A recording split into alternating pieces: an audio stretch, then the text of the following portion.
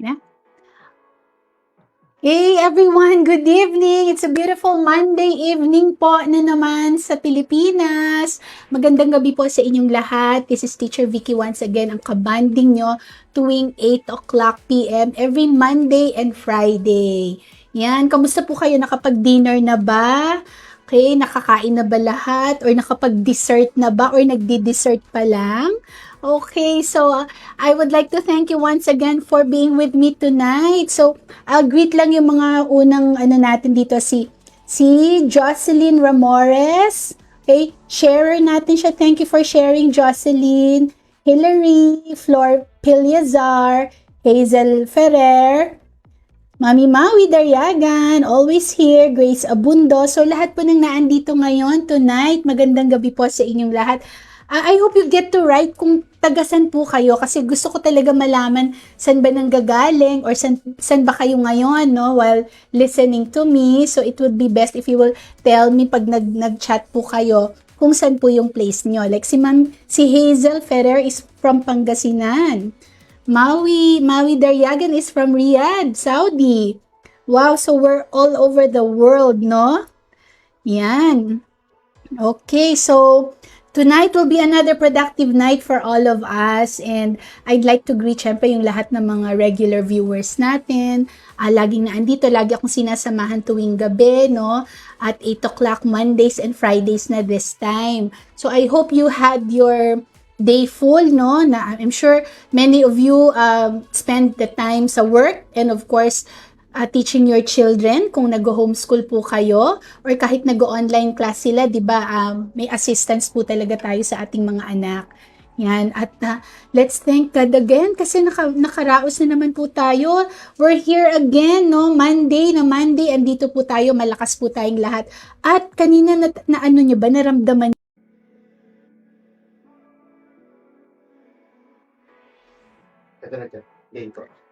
Okay, sorry for that interruption. Medyo nagkaroon tayo ng technical problem. Yun, as I was saying a while ago, early this morning, I think, no, or midnight, nagkaroon tayo ng earthquake and sa Mindoro daw yung pinakasentro ng earthquake na yun. So, we pray na sana wala naman talagang nasaktan doon, no? Pero malakas po siya ha, kasi naramdaman namin nung madaling araw na yung bed namin talagang yumugyog. Akala namin kung sino bang nagmo-move ng bed, no? Pero it means kung dito po sa Los Baños naramdaman namin. So, ibig sabihin talagang it's really a very strong earthquake, no? Kasi nung pagbukas din namin ng Facebook, ang dami talagang nag-react na it's a strong earthquake. So, we're just thankful because we're safe.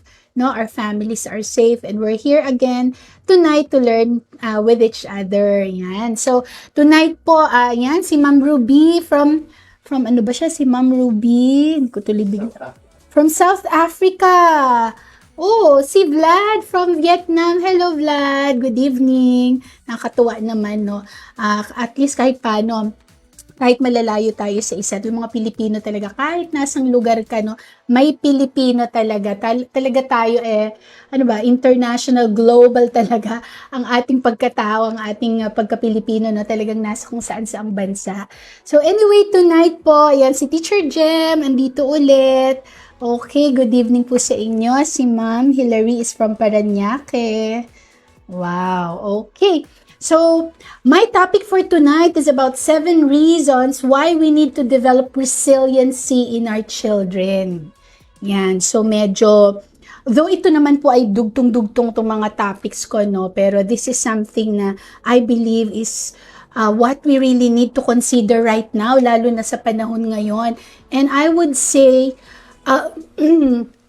it's a beautiful thing kasi ngayong panahon pong ito ay kasama natin yung mga anak natin sa bahay kasi dun sila ay hindi pwede pang pumasok on a face-to-face basis. Although there are countries na pwede na po, but generally in the Philippines talagang wala pa tayong face-to-face and some other countries, no, some other Asian countries. So, this is really a very beautiful opportunity for us, not to deal with our children, to get to know them, to build relationships with them, and yan, to develop their resiliency. So, my topic is 7 reasons why we need to develop resiliency in our children. Tapos medyo dinagdagan ko ng 7 important phrases to say to our kids to build resiliency in them. Yan. Okay. So, are we ready to learn together? So, before that, ang gusto ko po muna ay i-define muna natin ano ba yung resiliency. Ano pinagsasabi nito ni Teacher Vicki? So, what is resiliency? So, it was defined sa dictionary, no? It's about overcoming struggles or adversity in your life, handling emotions, and still remaining healthy and competent despite struggles like unstable home life or pwedeng may trauma, stress, or poverty. So, you're still able to overcome it, no? Kahit na talagang medyo matindi ang pinagdadaanan mo. You're able to make it, no? So, another definition dito is ability to bounce back from hard times. We describe someone as resilient if they are doing better than we would expect given the challenges that they are facing. Since we all face struggles in our lives, having to weather those periods is a key to a happy, successful life.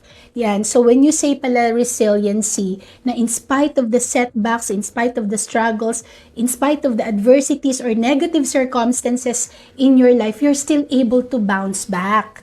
No? So kinakaya mo, no? And at sa pagkaya mo yun, you become a better person. Okay, so when you're resilient, you face it head on, then after that, you are better than who you were before. Parang ganun siya, no? So, how do we develop this? How do we ensure, no, that our children right now would have this kind of attitude, no, or this character? Lalo na ngayon na talagang napakahirap, no? Kasi it's like we're living in a very, how do we let our children become positive in a very negative world right now, no? Na talagang grabe, no? Kasi kahit tayo, may mga challenges tayo, kahit tayo nahihirapan. Pero, we have our children with us at hindi naman pwedeng magpatalo na lang din tayo, no? At makita nila na natatalo tayo dito. So, like it's hand in hand, we have to rise above this pandemic, tong pandemic natin na to, matindi na to, pero in spite of this, kailangan natin talagang, ma-elevate yung family natin, yung mga children natin, mga anak natin, para talagang makayanan din nila. Okay, so how would you be able to really rise above resiliency, no? Or how do you become a resilient person? So, syempre, as I have mentioned, talagang adversities and struggles are part of being resilient. Your child will never be able to develop resiliency in the absence of struggles and adversities. Kasama po siya, hindi siya pwedeng maging resilient person kung walang adversities, kung walang mga struggles na dadaanan. So they're combined, no? So kapag wala niyan, wala tayong resiliency ma-develop even sa ating pagkatao, lalo na sa ating mga anak. And you know what I would say, na talagang it's really very, very challenging sa mga anak natin ngayon. Kasi most of our children really are nanny and tutor dependent, no? We're living nga daw in a yaya generation. It's a yaya generation thing. Kasi the parents are both working, di ba? Parehas tayong magtatrabaho, your husband, you and your husband, or your partner. So, we need to work. So, ang mga anak natin, usually, naiiwan natin sa mga yaya, right? Or nannies. And then, even yung pagtuturo sa kanila, it's always like, we need a tutor.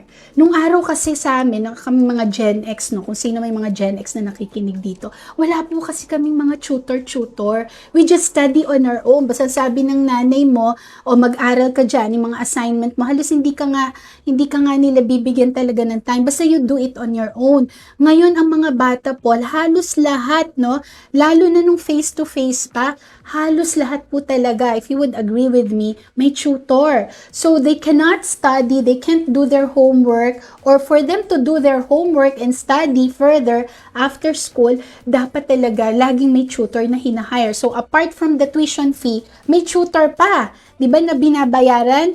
Nakaka-relate po ba kayo? Di ba parang magpapanik ka nga kung walang tutor ang anak mo, samantalang nung araw wala po. We don't need tutors, no? Those parehas din naman yung mga topics na pinag-aaralan natin.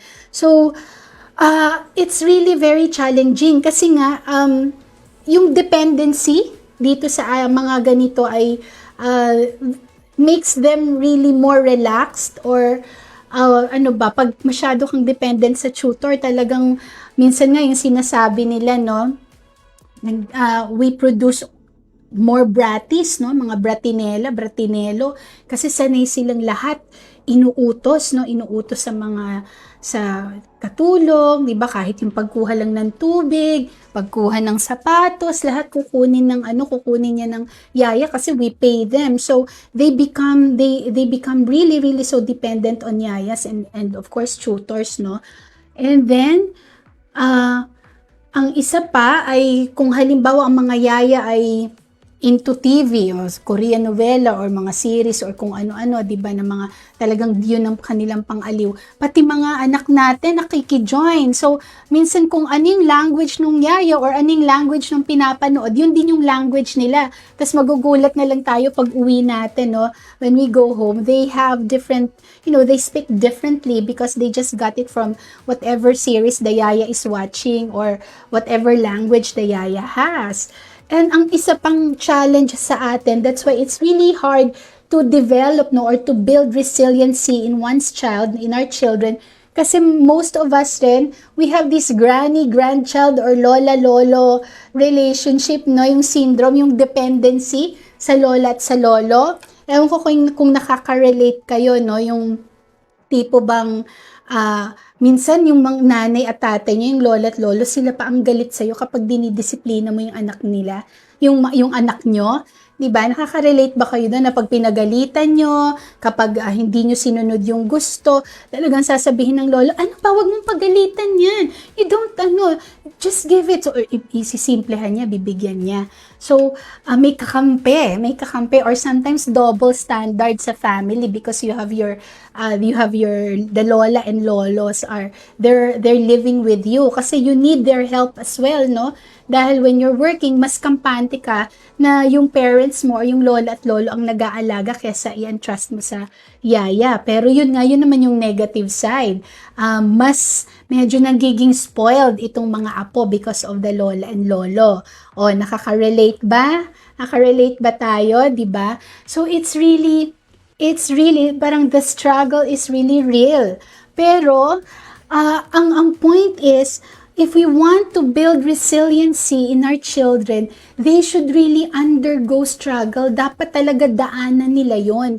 Bakit kailangan yon? Kasi without struggle, we will never ever build or develop a child or children with a resilient attitude, no? Hindi talaga natin yan makakayanan. So, most of them talagang marupok or they would be really dependent, no? Dependent children, very dependent children. Ang nakakatakot, they will also become very dependent adults, no? Very demanding, no? So, yun ang nakakatakot talaga.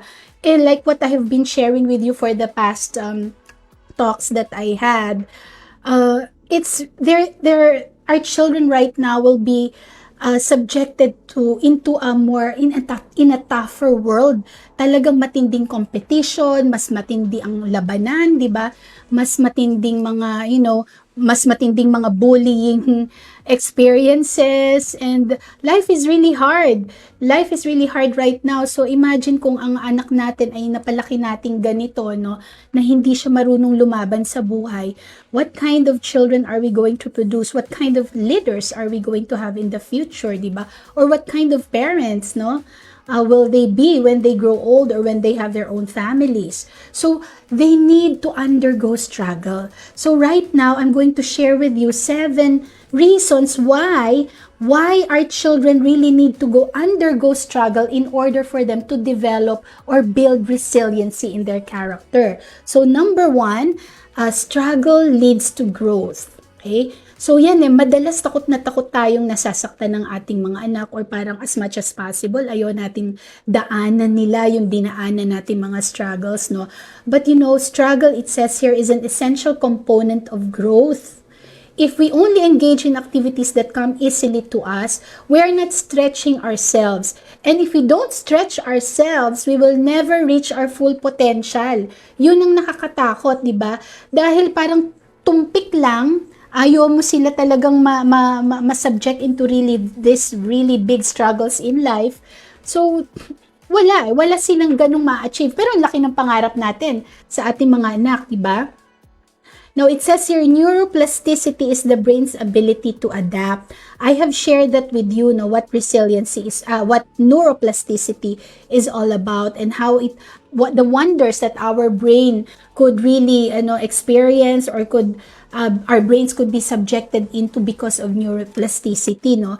And it says here, when we consistently repeat a difficult activity, our brain forms a pathway, and the activity becomes easier with time. So, kung kung ang umpisa mahirap, no?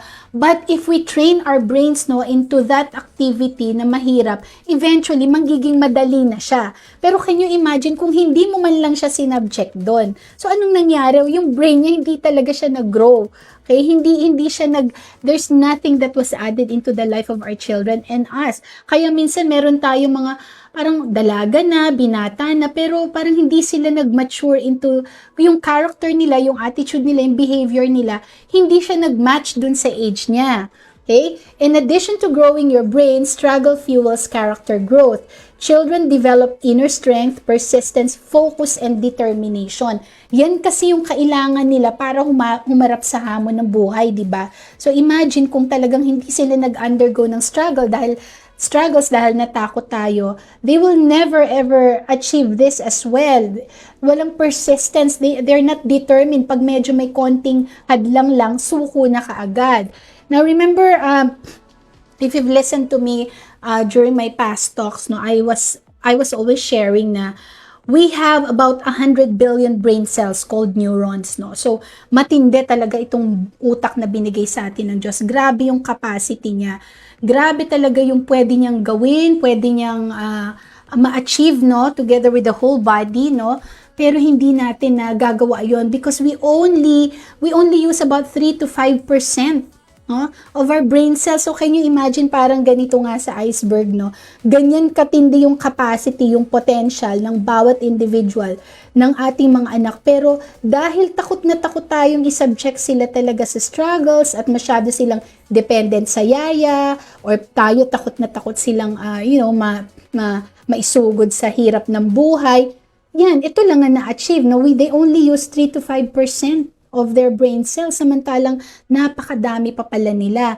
And the ability of the brain to adapt, para talagang siya ay mas stretch pa, at may capacity talaga siyang mas stretch, it is through neuroplasticity, di ba? Yan yung sinasabi ko sa inyo, neuroplasticity is the ability of the brain to change or rewire throughout the person's life. So, hindi siya, parang yan ay, it has the ability to change. Marami pa siyang talagang kapasidad. Napakatindi pa ng kaya niyang gawin, So, sayang itong gift na ito. Sayang yung capacity ng ating mga utak kasi hindi naman natin ginagamit. Kasi nga takot tayo. Takot tayo na isubject ang anak natin sa napakaraming struggles in life. Okay, so, what do we need to do? Dapat daw talaga, we should reframe challenges and struggles as opportunities to grow. So, hindi daw talaga tayo dapat matakot dyan, The struggles that our children will undergo are opportunities for them to grow. It's a small shift in mindset that can help overcome our biggest hurdles, So, normal na talagang ang mga anak natin would, there will always be assignments, there will always be tasks that they need to do. So, hindi nila dapat ito makita na parang parusa pag naghugas ng pinggan. Matuto ka, maghugas ka ng pinggan. Kundi, it's an opportunity for them to grow, to develop a skill, Naalala ko nung araw, kapag nadapa ka, when you, from school, no, at nadapa ka or parang nagkaroon ka ng sugat, pag uwi mo, itatago mo yon, di ba? Ayaw mong malaman ng nanay mo yon, tapos gagamutin mo na lang yung sugat mo on your own, kasi talagang pag nakita pa yun ng nanay mo or tatay mo, mas papagalitan ka pa. So, you will find a way to cure it, to make it heal, no? Yung sugat mong yon, because you're so afraid. So, natuto kang magtiis nung pain na yon, na parang panindigan mo, naglaro ka, nadapa ka eh. Pero ngayon, mga bata, naku po, pag nadapa, di ba? Grabe, yung sasabihin, huwag ka na maglaro. Dito na lang sa bahay, hindi na pwede yan. Or kung sa school to nangyari, susugod na talaga. Tapos meron ng matindi talaga tong matinding issue na, no? And then, sometimes naaawa kasi yung mga bata, pagbabawalan talaga sila. Diyan ka na lang sa may pinto or maghintay ka na lang ng service mo, hintayin. Walang pwedeng maglaro today. Yung ganun, no? Instead of, you play another day, di ba? So, it's totally different right now. Napaka-sensitive po talaga ng most of the parents, no, when we deal with our children. Halos ayaw nating masugatan, ayaw nating madapa, no, na talagang laging merong tuwalya sa likod, nakabantay lahat. I remember, meron pa nga sa akin nakiusap na kung pwede raw ba yung gym namin, lagyan ko ng mga electric fan.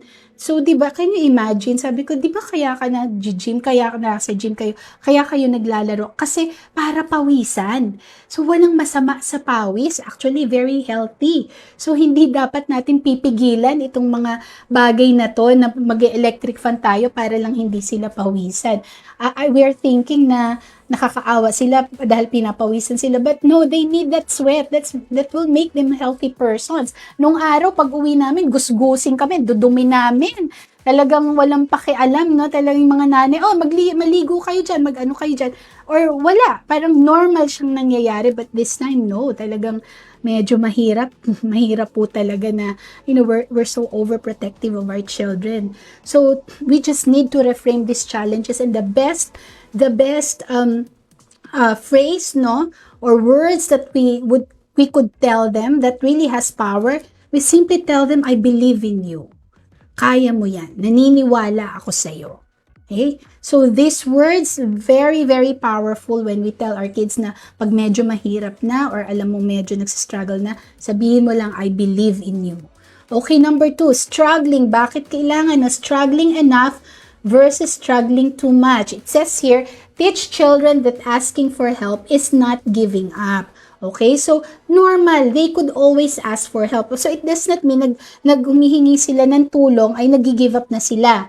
Instead, another strategy that children can use to solve a tough problem or overcome a big obstacle. So, yung way na humingi ng tulong, that's something na hindi natin iisipin na hina mo naman, di mo kaya yan. No. So it's a way, no, for them to solve tougher problem na pwedeng hindi pa nila kaya at this point in time, pero dahil humihingi sila ng tulong sa atin, it means they know that you have a capacity to help. Pero ito raw ang magandang rule, no? Consider implementing this rule.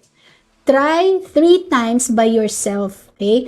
Try 3 times by yourself muna. Then, ask help if you need it. So, yes, we're willing to help, pero try ka muna ng 3 times. Tingnan mo muna.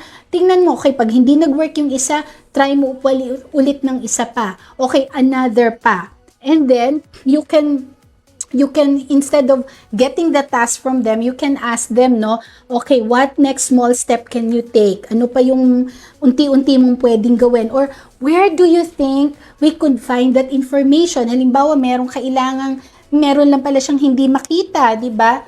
So, hindi yung pwede hindi ko na makita, mama, ayoko na to, hindi, ang hirap, ganun. So, hindi, tingnan natin, baka meron tayong ibang source, di ba? Check mo muna natin. So, instead of, getting the task from them, let them try first, okay? And then, let kids make mistakes, no? It says here, let kids make mistakes. We learn greater lessons from the times we mess up than the times we do things right. Mistakes are not just okay, they're necessary. So, wag po tayong matakot na magkamali sila, no?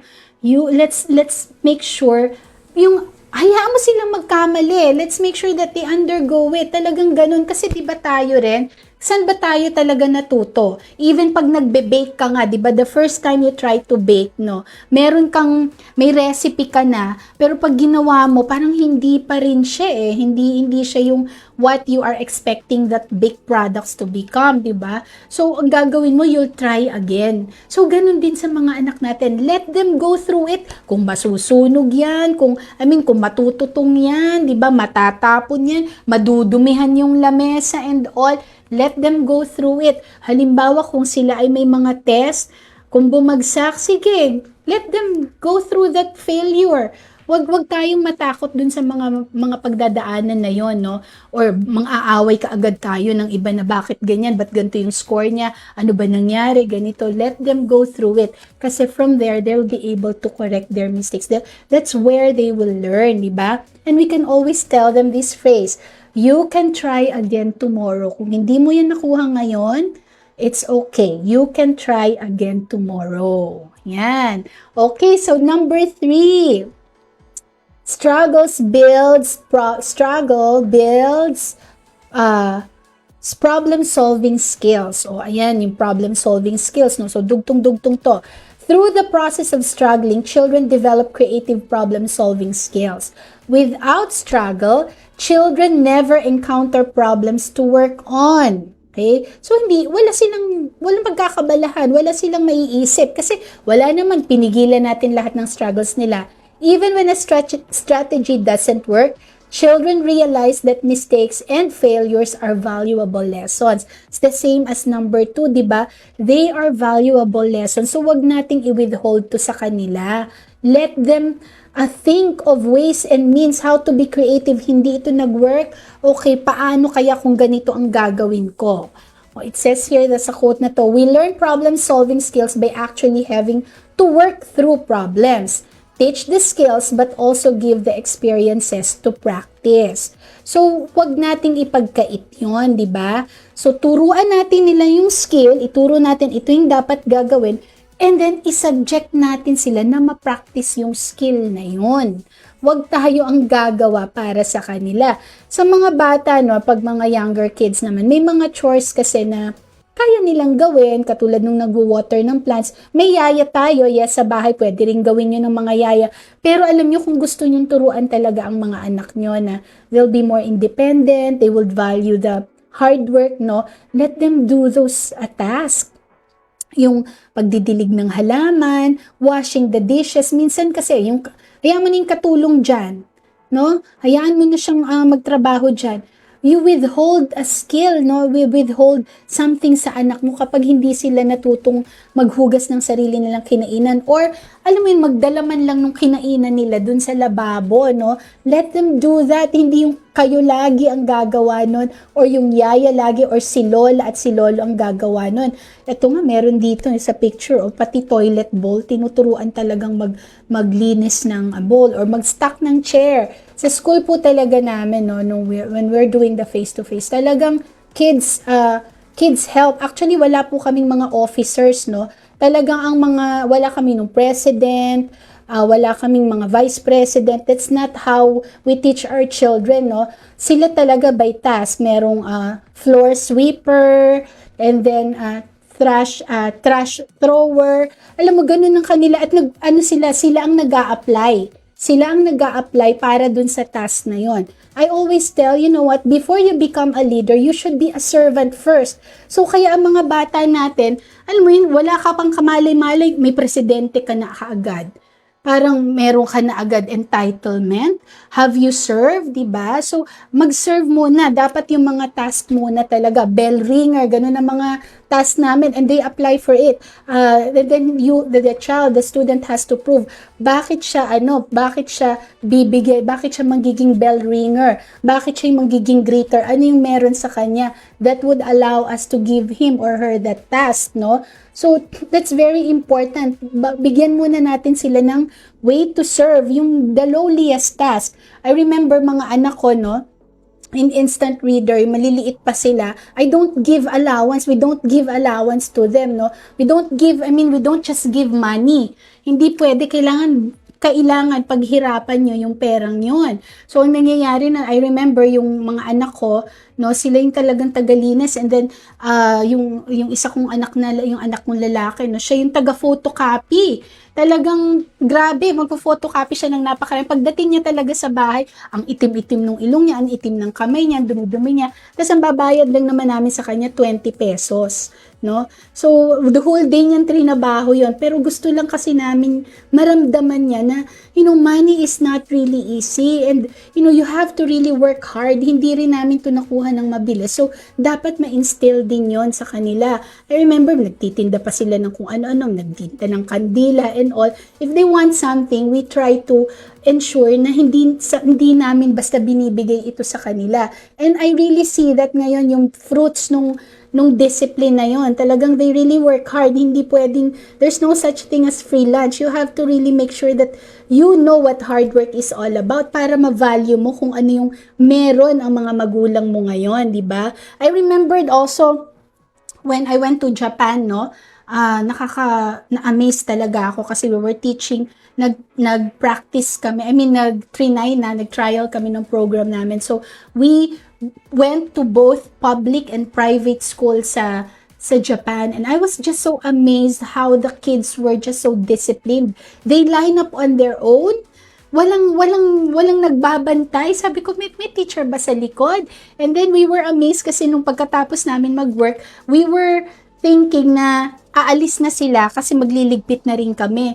Pero hindi sila umaalis sa table. Yun pala, kami ang hinihintay nilang umalis sa table. They want us to get out, to stand up. And then, when we stood up, kasi nga, hindi pa na kami masyado nagkakaintindihan, they clean, they stuck the chair, they put the crayons back where to the right boxes, no? So sabi ko, wow, amazing. Wala namang nagtuturo. That's how they were able to instill discipline. And I believe that is really one thing that we should instill to our children. So, let's have this phrase, no? It's a problem you can solve. Kaya mo yan. It's just a problem. So, when you have a problem, there's always a solution. Siyempre, hindi naman po natin bibigyan ng sa grabing problema naman, no? Meron naman yung sa stage or sa age pa lang nila na appropriate, no? So, let's wait till they're able to solve it. Let's not solve the problem for them. Okay, number 4, struggling fosters growth mindset. Through struggle, children realize that their brains can grow, they can do hard things, and that mistakes are simply learning opportunities. As a result, they embrace struggle instead of fearing and avoiding it. Okay, so instead of wanting to look smart or appear perfect, children learn that they can develop and grow their abilities through practice and effort. Totoo po yan. The process and the struggle it involves, yun po yung nagmamatter. That's more valuable than the outcome. Yung proseso, yung dinaanan nila, mas importante yun kaysa dun sa outcome kung anong kalalabasan. Struggle teaches the value of hard work and dedication, which is really, really important. Children develop confidence to deal with the challenges that are natural part of life. Kailangan nilang maintindihan na natural ang mga struggles. No, these challenges are normal part of life, and anyone may go through it, di ba? So, it says here, normalize setbacks, struggles, and failures. These are part of life. Let's teach kids and teens that they are normal and healthy to go through. So, kung meron man silang dinadaanan, that's healthy. That's really what will happen to you, or these are things that you will really encounter in life. All normal beings will have problems or will encounter challenges and difficulties. Ang magandang phrase lang na sasabihin natin sa kanila, no, for them to to validate, no, that what they're doing is really something valuable. Let's just tell them, you are important. Importante ka kasi. Isa kang mahalagang tao, so kaya dumadaan ka dyan. Because you have a purpose. Someday, yung skill na yan, yung struggles na yan, you'll be using that. Okay? You'll be using that for the better, or probably there are skills or there are things that are being prepared for you, and you would need that, no? Kaya talagang go through it. go lang. Number 5, struggling teaches children to manage emotions. Yes. Kasi talagang when you go to struggles, there will be different emotions or varied emotions that you'll be going through. Sabi nga dito, struggle results in emotions like frustration, sadness, disappointment, and sometimes anger. Diba? Talagang pag may mga struggle, minsan yung galit natin, may mga sinisisi rin tayo, no? We should accept feelings without judging them, and we should learn strategies that help us through difficult emotions. Diba? So, talagang while these feelings, syempre, itong mga emotions na to, aren't exactly, pleasant, diba? We all face them on a regular basis. Talagang ganun eh. May time na galit tayo, may time na inis tayo, may time na talagang frustrated tayo. So, yung struggle na dadaanan nila actually teaches children how to manage these feelings, diba? In a very healthy manner. So, we shouldn't bury our feelings. Hindi pwedeng sabihin natin, nagdadabog, di ba? Huwag ka magdabog dyan. Dabog ka ng dabog. Minsan meron tayong ganun. Gusto natin, pagka nag-show siya ng feelings na ganun, agad stop natin. O ba't ka umiiyak? Huwag kang umiyak. Alam ka naman, tumigil agad ang pag-iyak. Or pag nagdadabog, di ba? Talagang part siya eh. Kasi may struggle eh. Merong mga bagay na they were not able to, may mga expectations sila na hindi nila na-accomplish or hindi nila ina-expect, biglang ganun ang nangyari, di ba? So, they would have reactions, there would be like feelings, no? That they will, Give me a minute. Tell them to stay tuned kasi you're gonna be announcing. Okay, so, sige, later on pala, sorry, meron commercial ha. I'll be announcing something regarding our scholarship, no? So, later, please stay tuned kasi meron akong good news po para sa inyong lahat, no? And I would really want all of you to be part of it. Yan, okay po. So, maya ipapakita po namin yon. So, I'll be moving on, okay? So, as I've been saying, no, we shouldn't bury our feelings. We should not let our children bury their feelings. Hindi pwedeng ganon. Kailangan i-acknowledge natin yun, i-validate natin yun. Instead, we should accept feelings without judging them. And we should learn strategies like yung mga pagkagalit ka na, di ba? Yung mga, like what I've shared with you, when you're angry, when you're feeling frustrated, when you're stressed out already, when you cannot focus, simple lang, di ba? Meron tayong simple techniques. Let's breathe. Mag-breathing tayo. You breathe together para makalma, di ba? So kapag we could meditate, we could teach them how to meditate. Remember, we had this series of lessons on meditation. So yan ang mga i-practice natin kapag ang mga anak natin ay alam mo they'll be subjected into something that would challenge their status quo, yung tipong biglang ito na yung mga galit, ito na yung frustration and all. But again, let's not tell them to stop feeling angry, to stop feeling frustrated. That's normal. Part po yan. So, kung nagdadabog, meron pong pinanggagalingan yan. So, tulungan natin silang i-iron out. Bakit ka ba nagdadabog? Hindi yung, tumigil ka nga sa pagdadabog na yan. Dabog ka ng dabog. Tigil, tahimik. Minsan ganun tayo para matigil na lang yung issue, di ba? Pero, tingnan natin, ba't siya nagdadabog? Ano bang dahilan nun? Saan nanggagaling yon? Okay, so, meron kang hindi nakuha. You know what, I remember this, no? Kasi, syempre, meron pa nga akong younger na daughter, no? Talagang may mga ina-inarting mga ganyan. So, what I do, kapag yung sobrang frustrated siya, minsan nga may mga parol-roll pa yan sa, talagang galit, no? So, usually, magre-react ako, ano ba, tumigil ka nga yan, simple-simple lang yan. Sa kanya nga, hindi simple, diba?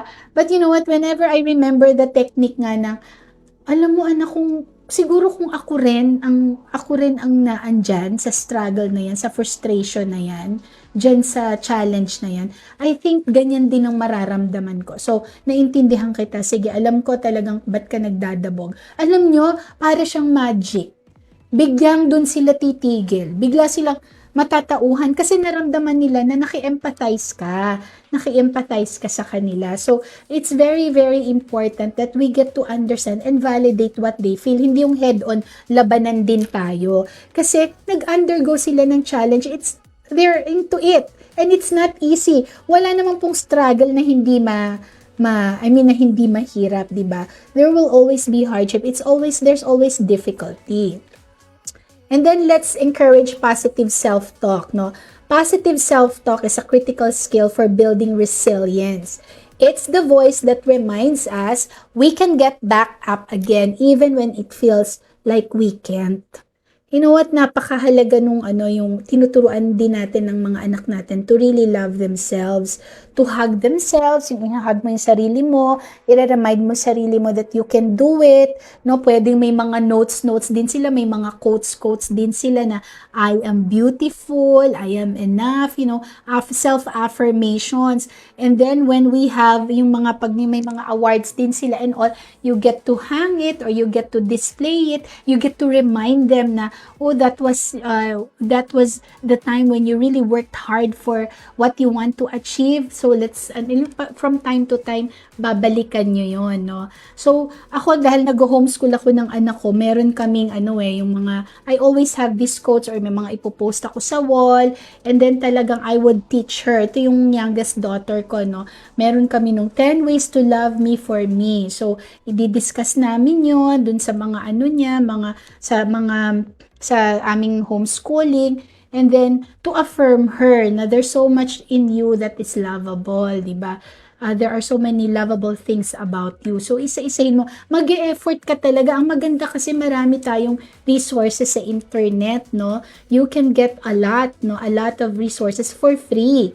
Okay? So ito talagang mga areas na to, no? Remember, minsan hindi natin yan masasabi. There will be a lot of, minsan may mga trauma or sa family natin, may mga changes sa family that, sometimes it's inevitable na kahit na hindi mo gusto mangyari, nangyayari, no? So, that's why it's very, dapat talaga we have a program for our children, lalo na if you're dealing with small kids, no? Talagang dapat maramdaman, mag-build natin yung relationship natin sa kanila. Magkaroon sila ng assurance that we're there for them. Kasi remember, I also share this, no? Mental health diseases are diseases that mostly roots down to childhood. No? Kapag sila ay nag-undergo ng struggle pero hindi natin na-process to, hindi to na-validate, no? Talagang meron niyang maiiwan sa utak at puso nila. And very soon sisingilin very soon pag matanda na, andun pa rin siya kasi hindi siya na-iron out, hindi siya naayos when they were younger. Okay? So remember, these mental health diseases are diseases that mostly roots down to childhood. Kaya po talagang yung time natin today with our children na naandyan sila sa bahay, wag talaga po nating sayangin. So, this one, I share this also before, no, na ito na, yung depression, anxiety, behavior disorders, no. Imagine sa age na 3 to 5, meron na 6 to 11, 12 to 17, no, umaangat na siya ng cases ng depression sa ages na 12 to 17. That's grade 7, grade 6 and up. Pero sa 6 to 11 years old, meron na. Anxiety, look at this, pagdating talaga ng 12 to 17, it escalates. Pero if you will see here, 3 to 5, meron na. Ages 3 to 5, 6 to 11. So, yung maliit pa lang sila na andyan na akala natin wala silang pakialam. They're very sensitive actually. So, every words, every thing, no, how we handle them matters a lot. So, kaya talagang we have to be sensitive kasi ang hirap na po kapag ito na yung haharapin natin pag may depression na, may anxiety na yung mga anak natin. And then, behavior disorders. Look at this, no? 3 to 5, 6 to 11. Yan yung talagang the crucial na talaga, alam mo yung mga pasaway yung mga anak natin, no? And then, 12 to 17. Very crucial. And then, I also shared this before. The mental health in the Philippines, 1 in 5 Filipinos suffer from mental disorders. Currently, there is one psychiatrist for every 250,000 Filipinos, and suicide is the second leading cause of death among 15 to 29 years old. This is really, really alarming. And we're here inside the University of the Philippines in Los Baños, no? And I would always have stories, no? I would always get stories, no, from dito sa campus na a lot of students, no, are into this suicidal. Parang every month marami talagang mga estudyanteng nagsusuicide, no? May mga nasi-save, may mga talagang hindi. Because, and then when you get to talk to them, it all boils down to their childhood. Merong mga simpleng-simple, when I ask, ano bang problema? And then, syempre, most of those that are in the leadership position are mga ka-age ko na po, no? And some of them will say, naku, Vicky, it's as simple as bumagsak sa test, or brinake nung girlfriend, boyfriend, or yung crush niya, hindi siya crush. Alam mo yung mga simpleng, although syempre sa kanila big deal yon, no? But because they were not really accustomed or they were not subjected into really struggles nung bata pa at a younger age, no? So, itong mga bagay na to, hindi talaga nila makakayanan, no? Nahirapan sila. So, magre-resort sila into what? Magsusuicide na. Okay? Or mag-attempt na mag-suicide or talagang they'll be into depression and they'll be into medication.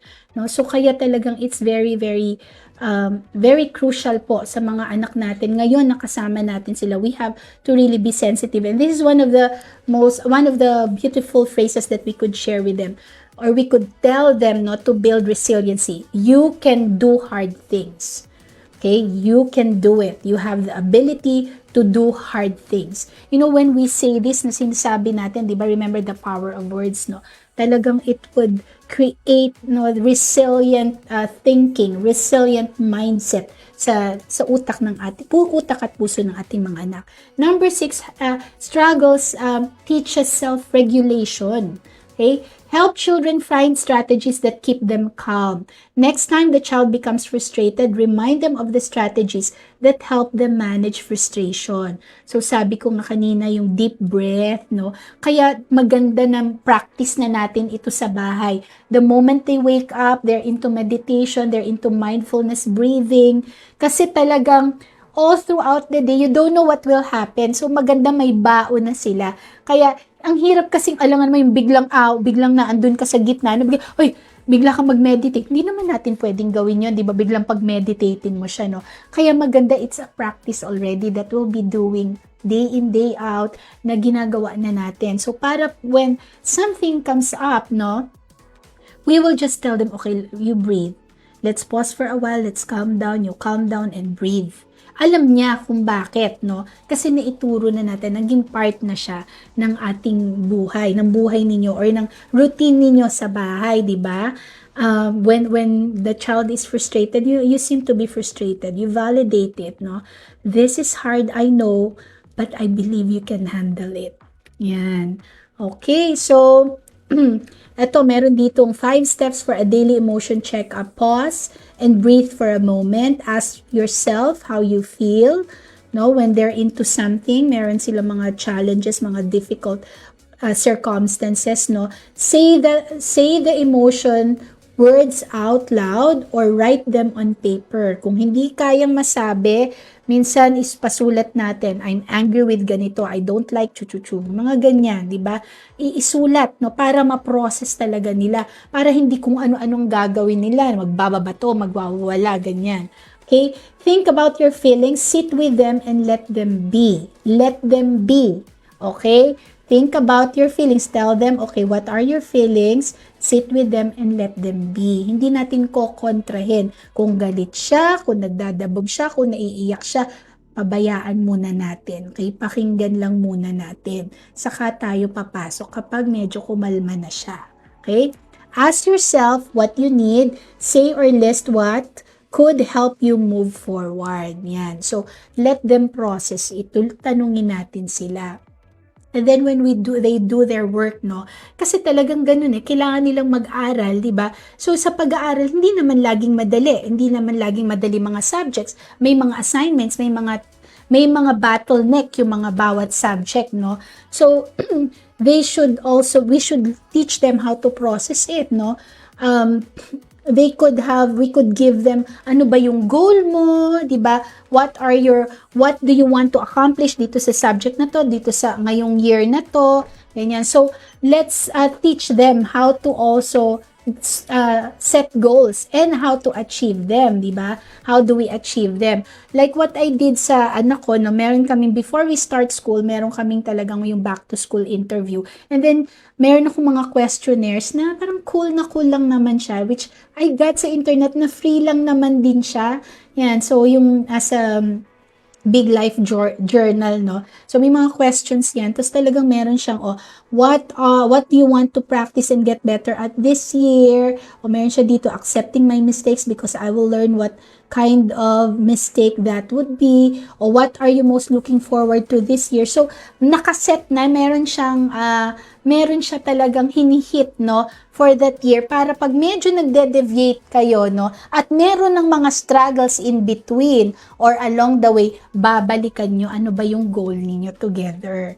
Kasi part siya talaga, okay? Another thing is, ito talaga ang we need to ensure, no, kasi talagang ito yung nawawala na sa mga anak natin, yung sense of gratitude. Most of our children, dahil nga, ayan nga, tayo ay yaya generation, di ba, nanny, tutor generation, mga bata, no, or lola and lolo dependent, ganyan. Sometimes they do not, hindi na natin na-instill yung gratitude. They are so entitled already na parang andali lang kasi nila makuha. Kasi tayo, dahil there are so many things that we were not able to get when we were younger, or there are so many aspirations that we didn't really experience, no? So, we wanted to give everything to our children. Though this is beautiful, no? Kasi ayaw nating ma-experience nila what we experience. But somehow, they get to forget, they tend to, to not be thankful anymore, yung wala ng gratitude sa puso. So, let's instill that, no? Let's instill and teach them. They should learn how to be grateful, no? So, ang one strategy, ito yung nakita ko, no? Yung gratitude A to Z. Kasi minsan ang hirap, minsan di na nila alam kung anong pasasalamatan nila. Or minsan pag maliit na bagay, parang, do I have to thank for that? But you know what? Even the smallest things around you, these are things that you need. We should all be grateful for, di ba? So, meron ditong A to Z gratitude sheet, no, where they could write saan ka nagpapasalamat na nagsa-start sa A. So, you can work this out with your children.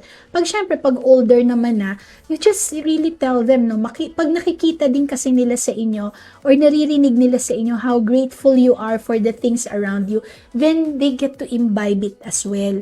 Talagang ito po yung nakakalimutan na natin, no? Kakalimutan natin na instill sa mga anak natin. It has to be really a conscious effort to instill in them gratitude, yung magpasalamat. It has to really be learned, no? So, what phrase we can share with them, or we can tell them, you are learning. So, when we see them accomplishing that, when we see them, having that gratitude feeling, or gratitude way of lifestyle, let's tell them, you are learning.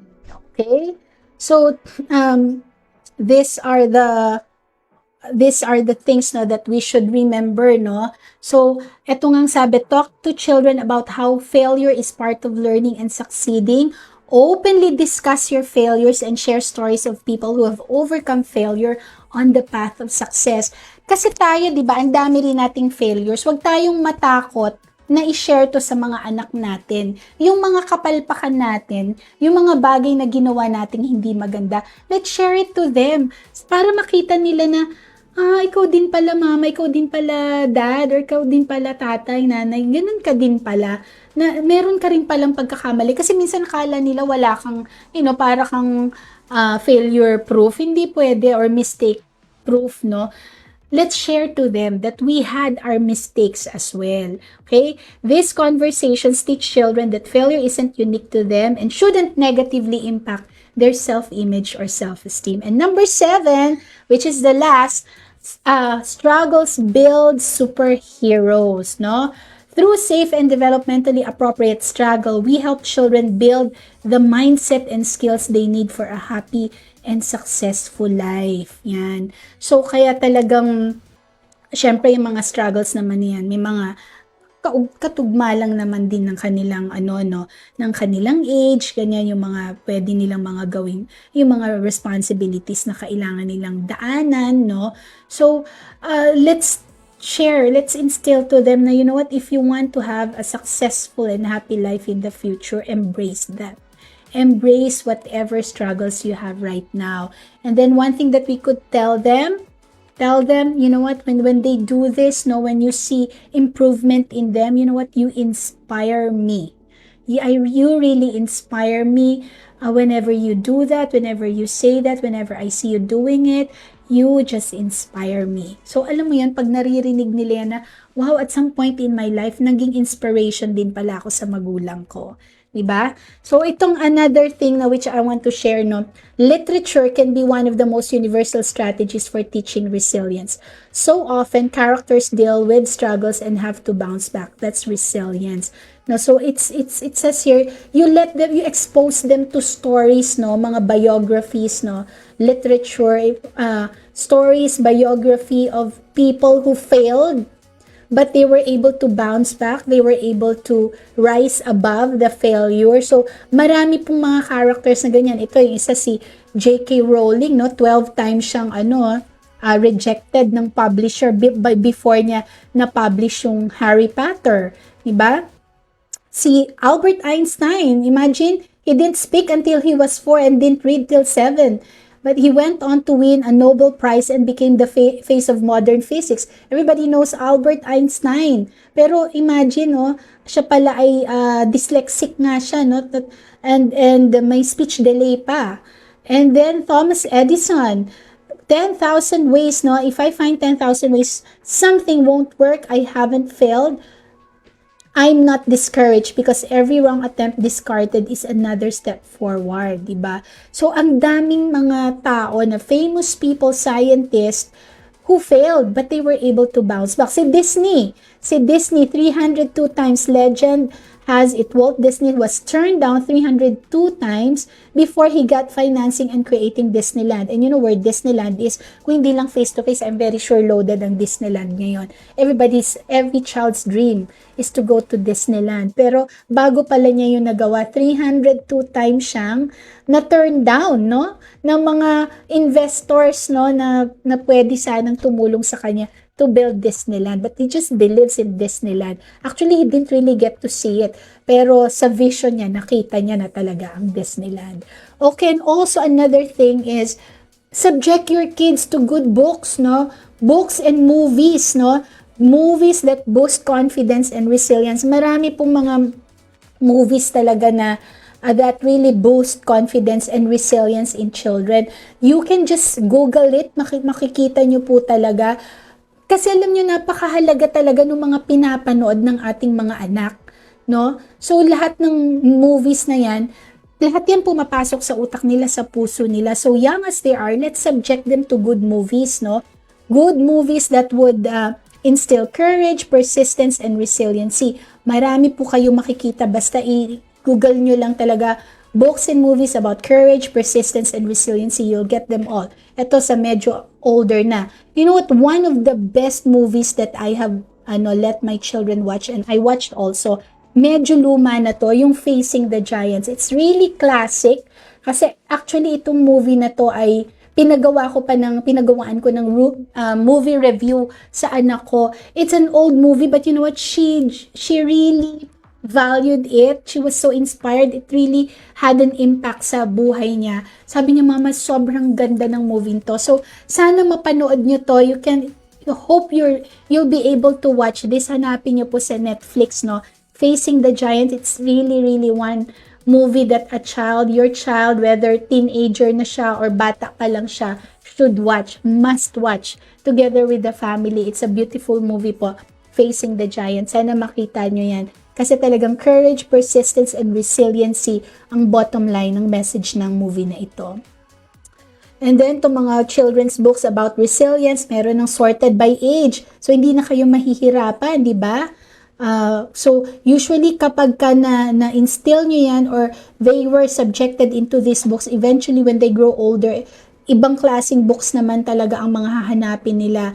Ako, this is one thing na I'm always thankful for, because young as I was, no, when I was young, talagang ang parents ko really instilled reading in me, no, and my siblings. So kaya talagang ganun kahalaga ang reading po talaga sa akin, no. Reading will really open doors for you, no. Grabe, endless possibilities po.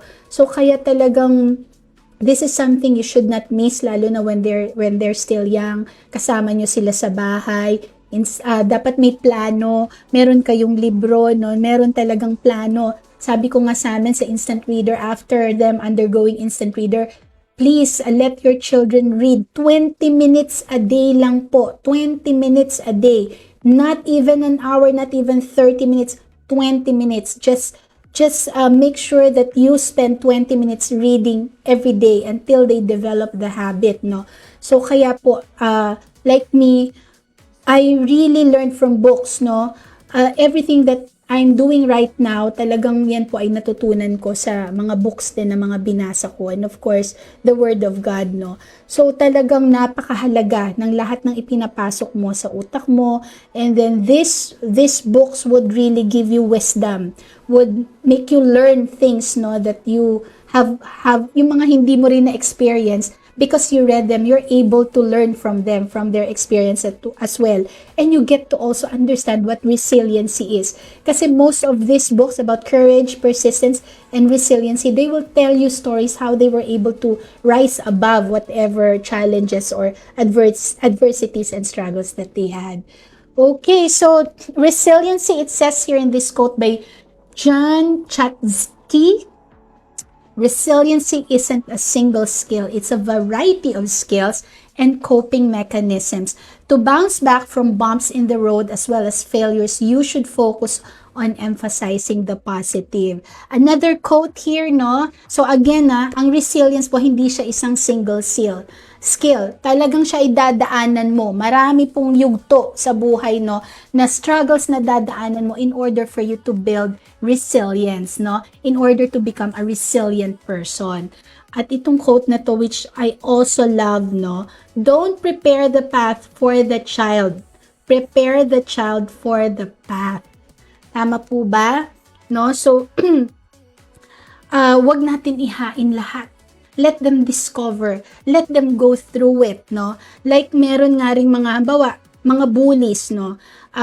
Oftentimes kasi, di ba, itong bullying, it's really an issue, right? Pero alam nyo po, most of the time, pag merong issue ng bully, or merong ng ines, merong ng galit sa anak, ganito, ang tendency, ay, i-transfer na yan ng school, ilipat na yan, or ilipat siya ng upuan. Okay? Pag nilipat nyo rin siya ng school, may assurance po ba tayo na dun sa school na yun, wala kahit isang bully? Meron pa rin po eh. When you work, there will always be bullies. Lahat, even sa business, sa industry, there will be bullies. Bullies are everywhere. So, instead of lagi nating sasabihin sa anak natin, lagi nating ipe-prevent sila from bullies. No, let them handle. Paano ba mag-deal sa isang bully? Ang bully talaga is may mga something inside them na, alam mo, usually mga unhappy childhood memories din po yan na ginaganti nila sa iba. So, may mga kulang sa kanila, may mga sometimes affirmation lang ang nawala, no? Pero ang laki po ng effect sa pagkatao.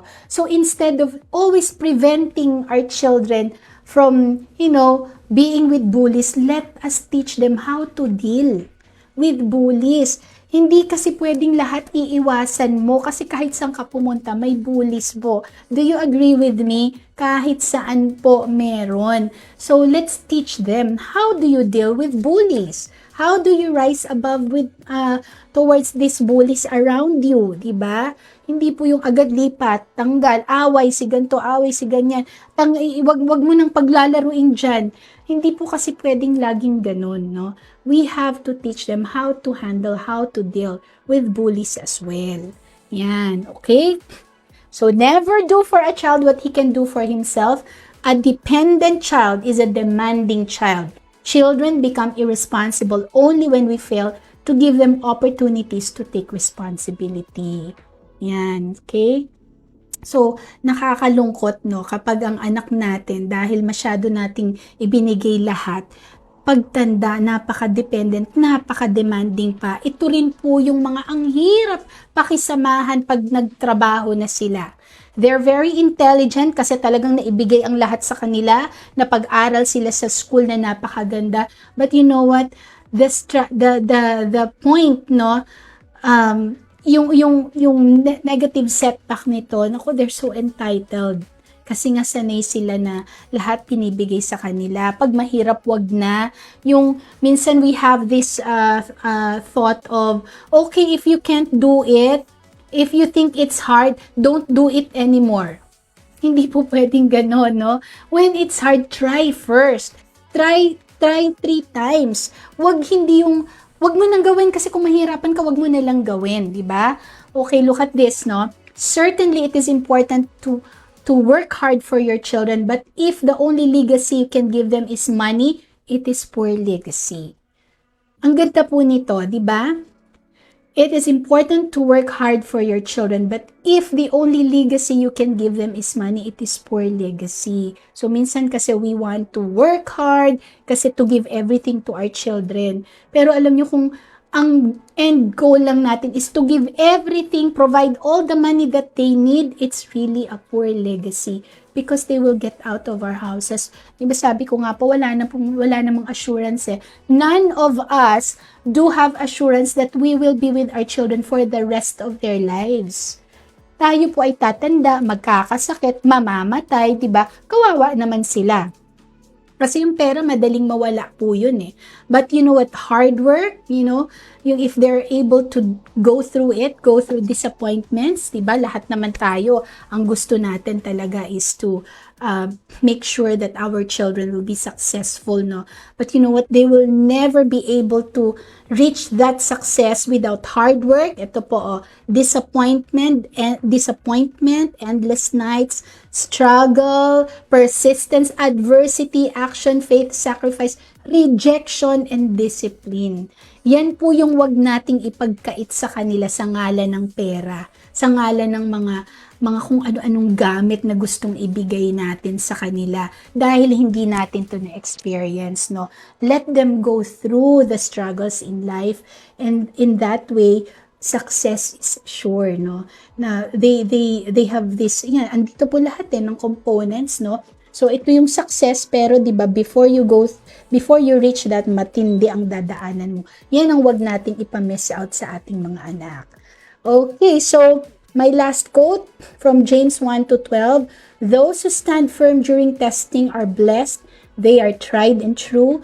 They will receive the life God has promised to those who love Him as their reward. Yun ang ganda, di ba? Na if they're able to go through that testing, grabe pala yung blessing talaga na makukuha nila, and the reward they will get is really from the Lord. Yan. Okay, so Vicki, yes. tell your viewers.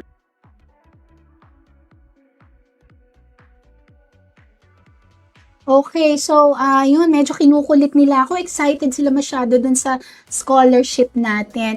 But anyway, I would like to thank you for listening to me again tonight. And meron akong news nga sa inyo, and I'll be releasing the video. Is it there already? Yeah. Okay, so I have this video I'm going to show you. Will be played, no? And this will be all about the scholarship that we're going to have in Instant Reader. So I was telling that to you weeks ago, and then nung last Friday, I also shared that again to you. Kasi this is really something very close to my heart, something that I'm so excited. Kasi nga sabi ko, my heart talaga is for many Filipino children to be able to read. Kasi talagang ngayon po sa hirap because of this pandemic, no? Before pandemic, isang struggle na to. Grabing dami na, no? Remember, I was sharing with you, we ranked 79 out of 79 countries, no? In terms of reading comprehension. Kulelat na kulelat po tayo. That was before pandemic. Paano na ngayon na ang daming bata lalo sa public school na hindi nakakapagbasa, 'di ba? So, what will happen to them years after? Buti sana ko po kung puros ito kinder. Hindi po, most of these are nasa grade 2, grade 3, grade 6 pataas na po, hindi pa rin nagbabasa.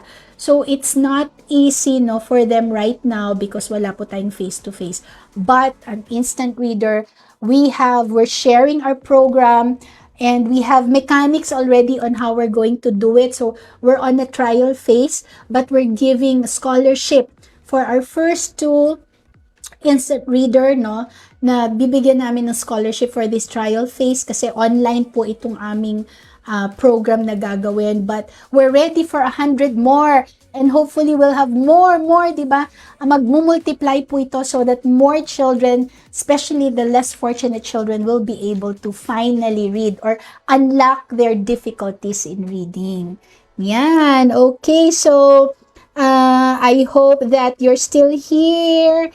Ang dami pong naandito ngayon. Oh, si Ma'am Rose Castleman is still here. Thank you so much.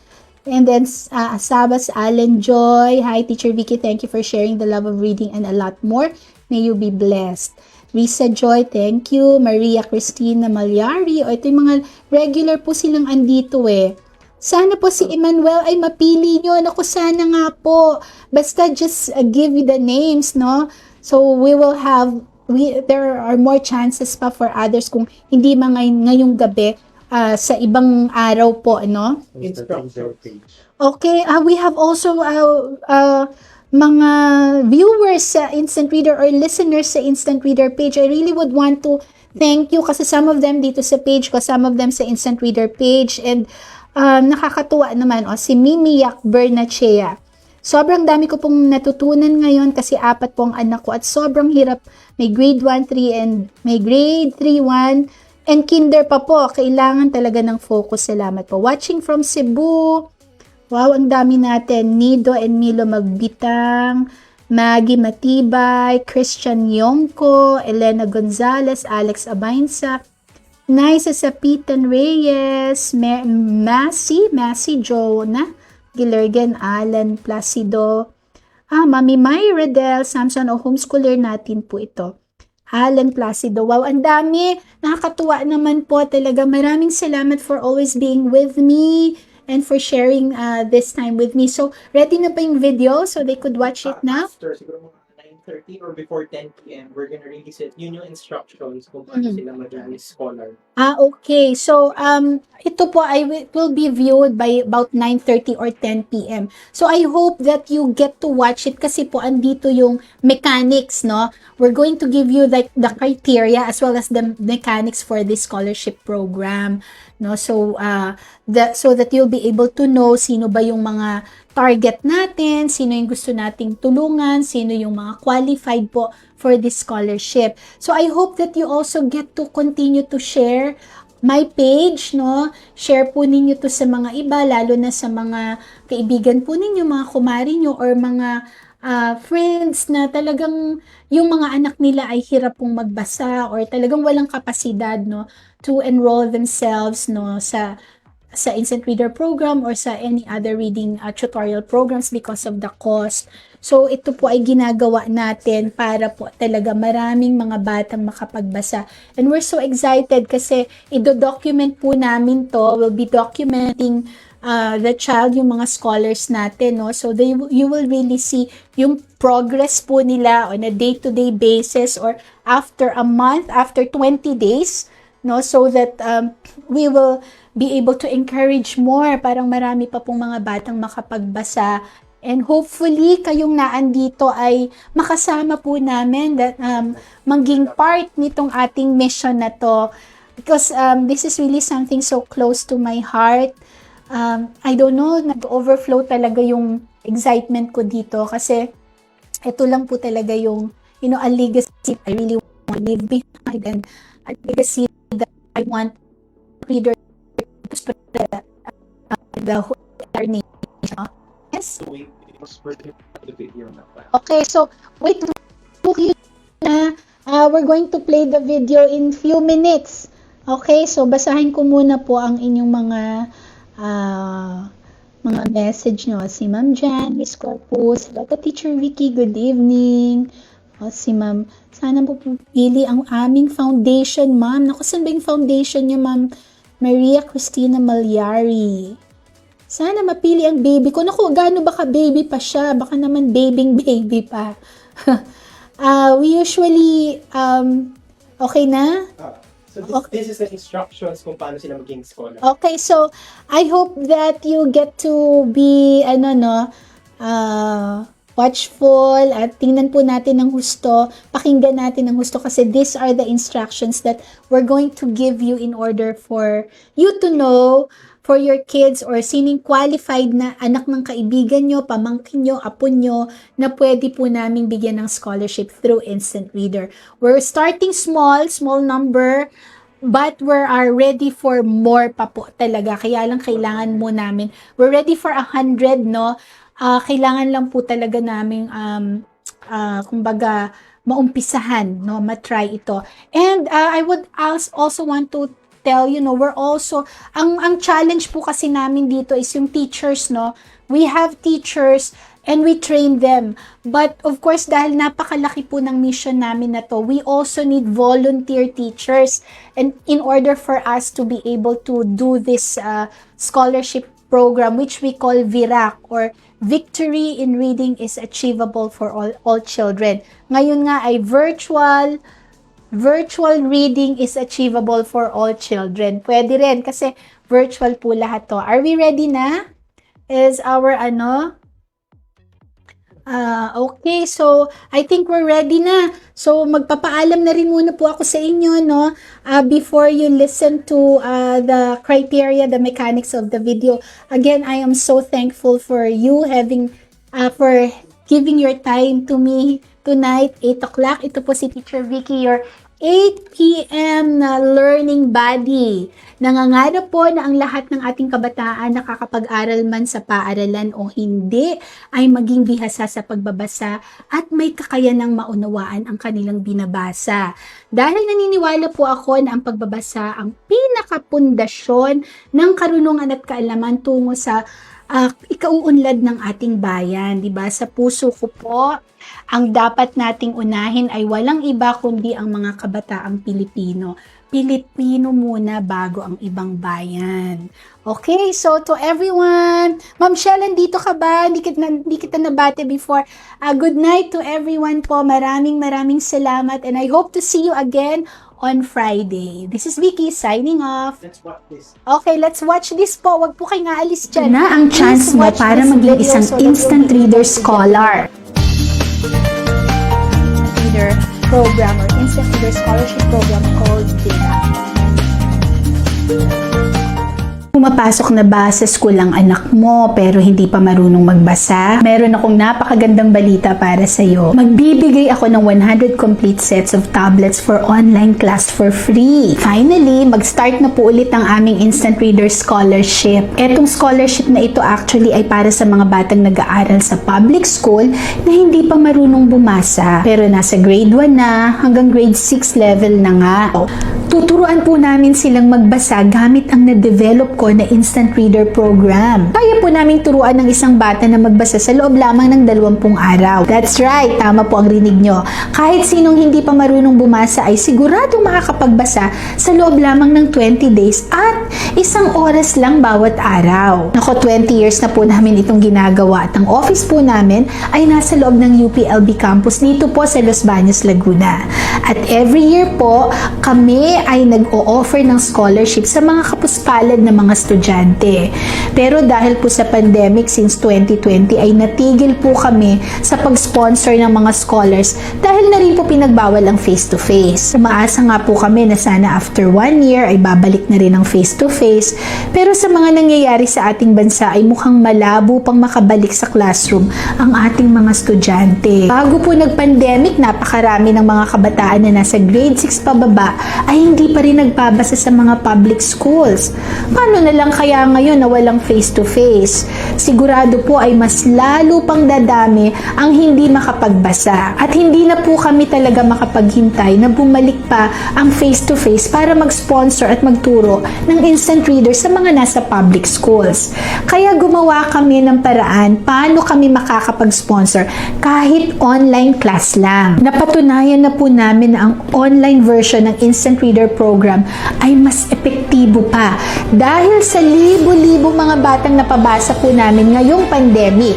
Pero hindi po namin agad nagawa ang scholarship dahil na rin sa maraming bagay.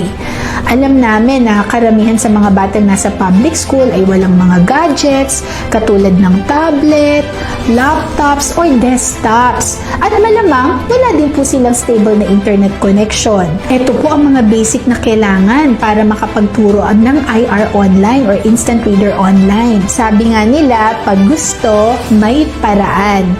Kaya ang team namin ay nakaisip na gumamit ng tablet na pwedeng ipagamit sa mga scholars. Ang tablet ay lalagyan na rin namin ng SIM card na may data load, good for 1 month. Pag may tablet at data load po sila, ay pwede na po sila makapag-online class sa loob ng 20 araw. So ano pong mangyayari pagkatapos ng 20 days? Guaranteed po na ang scholar natin ay makakapagbasa agad na daig pang grade 1 student. Paano yung tablet? Isasauli ba sa amin? Yan po sana ang original na plano para sana ay magamit pa ng ibang scholars. Pero ang naisip ko ay bakit di bigay na lang sa kanila o hindi bigay na lang sa batang tablet para price na rin sa kanya dahil nag-aral siya ng mabuting magbasa. At pwede na rin magamit sa kanyang online class sa school, di ba? Pati ng mga kapatid niya or pinsan niya. Kaya ganun po ang mangyayari. May libreng instant reader classes na siya. Meron pang bonus na tablet. Nako, na-excite po talaga ako. Kaya sabi ko, mag-try muna tayo ng 2 scholars. Pag okay at naging effective, then mag-scale up tayo ng mas maraming scholars and tablets. Kaya ito po yung tablet na ipapagamit natin sa scholars. Complete set na po ito. May earphones na rin. Okay, so now, sino po ang qualified para sa scholars ni Teacher Vicki? Ito po ang criteria. Number 1, public school dapat nag-aaral. Number 2, grade 1 to grade 3 muna tayo. Mga grade 1 to grade 3 na hindi pa nagbabasa. Number 3, mag-comment ka kung bakit dapat ang anak mo, apo mo, o pamangkin mo ang maging scholar namin. Number 4, deadline of registration is on October 1, 2021 at 5 p.m. Sa Friday na po, alas 5 ng hapon. At number 5, raffle draw will be on October 1, 2021 at 8 p.m. on my Facebook Live dito sa page ko na Teacher Vicki. Number 6, winner should be present when the name is called.